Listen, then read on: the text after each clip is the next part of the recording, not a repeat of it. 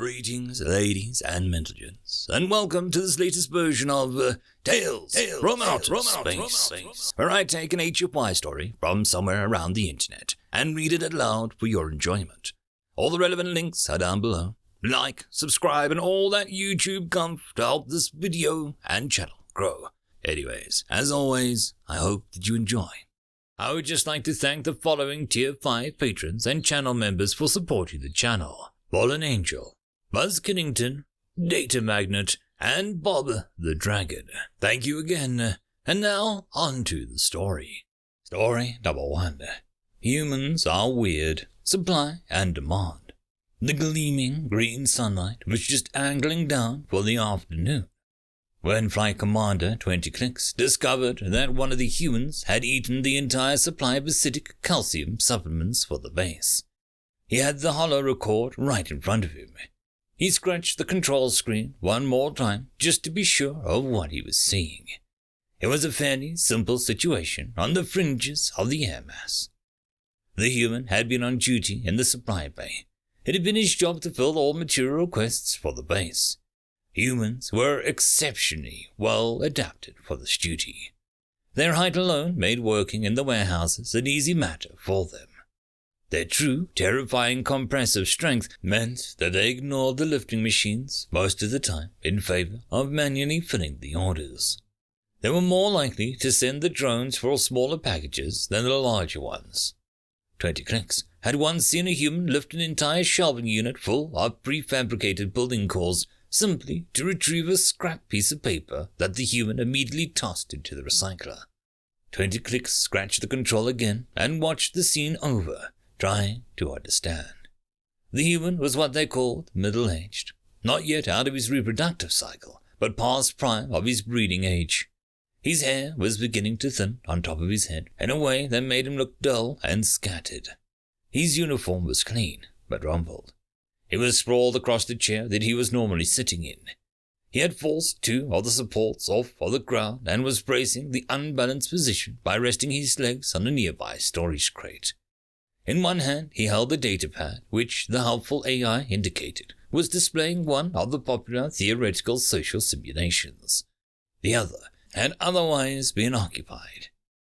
20 Clicks watched in fascination as the massive hands, easily as large as his wings, lifted from where it rested on the human's thigh and drifted almost as if not under his control for the massive mammalian brain, towards the open bag of calcium citrate supplements that rested beside the human on a crate.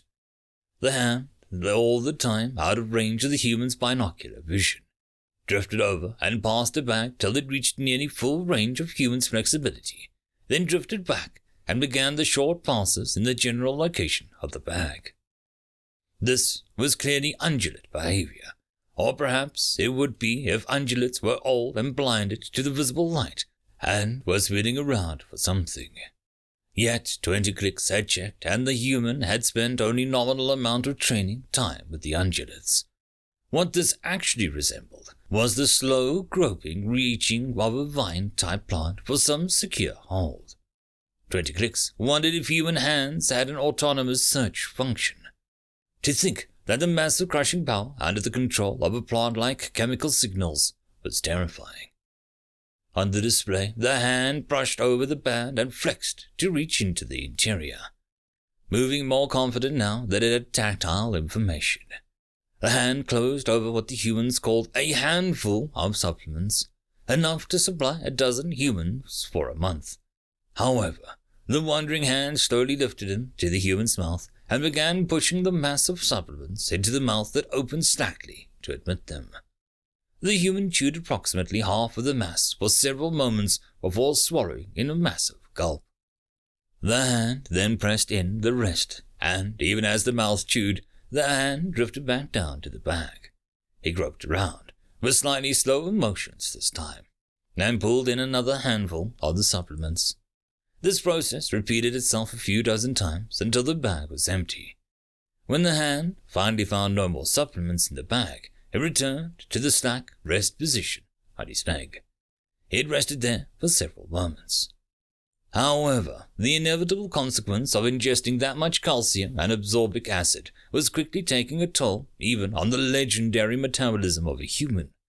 His skin paled as his digestive system pulled blood to his gut to deal with the unexpected meal. The muscles around his eyes tightened and strained for a few moments. Then his mouth contracted into a grimace. The hand busy holding the datapad gave a spasm. The guilty hand rose and clutched at the human's abdomen over the general location of his primary stomach. He narrowed his eyes and looked down at his abdomen with a perplexed expression. "What in the ever-loving," he muttered. He glanced over at the empty bag of supplements, and his face contorted with unease, or perhaps guilt. 20 Clicks was unsure. The human rose to his feet, staggering in place of the usual graceful movements. His guilty hand reached around and clutched his abdomen as he staggered to the comm unit on the wall. He braced one shoulder against the wall and carefully pulled up the supplies manifest. He typed in an order for emergency refill on supplies, hesitated when he came to the section in the form that requested a reason. And after a moment, he typed in accidental destruction. The human then staggered back to his seat and collapsed in it with a groan. He stayed there for the rest of his shift, and 20 Clicks let the recording play until it showed his own wings fitting into the storage area to request a new carry harness. He sighed as he turned off the recording. He had, of course, ordered the recalcitrant human to the medical bay, and the Shatar medic on duty had soon relieved the human's distress with an oral administered oil flush. It had seemed extreme to the winged, but the Shatar and the human both agreed that it was the safest method to cleanse the digestive tract of calcium buildup. When, after the treatment, 20 Clicks had pressed for an explanation, the human had only shrugged. "I didn't notice what I was doing," he said. "It was a good book." End of story. Story number 2. Humans are the Elders of the Galaxy. Written by story writer 109. H. These aliens never even mastered spaceflight. How is that so, computer? AI. Out for fear of the unknown mistress. Before us, any alien that explored the stars reached their filter and are lost to time. H. It still doesn't hurt to try and explore the galaxy. AI. These aliens are not like humanity. Humanity is ambitious and ridiculously stubborn. A millennia ago, most would have thought bypassing the atmosphere was impossible. H. And we now have expanding civilization based on progress and understanding. AI. No. Unlike other civilizations, you shackled the stars. In a few years, your Dyson sphere will be completed. You and your kin are the Elders, the supreme life form of this galaxy. H. I almost feel like a forerunner from Halo. AI. Mistress. I'm surprised that you remember a game from the nuclear age of humanity. H.